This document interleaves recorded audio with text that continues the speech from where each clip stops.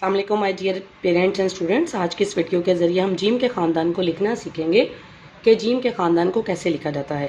बहुत से बच्चे हैं जिन्हें पता ही नहीं होता या उन्हें सही तरीके से गाइड नहीं किया जाता कि जीम के ख़ानदान को पहली बात ये कि लाइन में लिखा कैसे जाता है। सबसे पहले पेरेंट्स मैं आपको और माय डियर स्टूडेंट्स एक बात क्लियर करती चलूँ।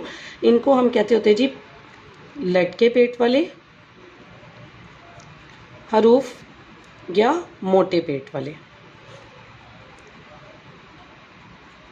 ये मोटे पेट वाले या लटके पेट वाले हरूफ होते हैं। इनके ये दो नाम भी हैं। अगर आपको कहीं पर ये कोई स्टेटमेंट आ जाए कि इसमें और भी हैं जैसे कि काफ है, जैसे कि लाम है, डिफरेंट भी है, लेकिन ये ख़ानदान भी लटके पेट वाले और मोटे पेट में आता है। तो अब हम अपने लेसन की तरफ चलते हैं।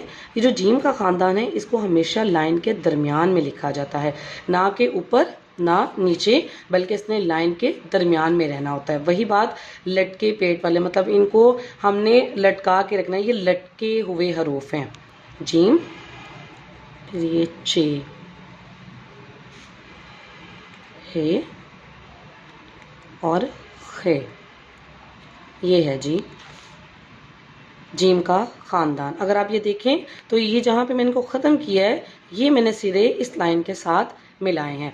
पहली बात तो ये हो गई कि इनको लाइन के दरमियान में लिखना है, और दूसरी बात ये कि हमेशा इनको एक ही लाइन में लिखना है, ना कि दो हरफ हमने ऊपर लिख दिए दो नीचे लिख दिए, ऐसे नहीं लिखने।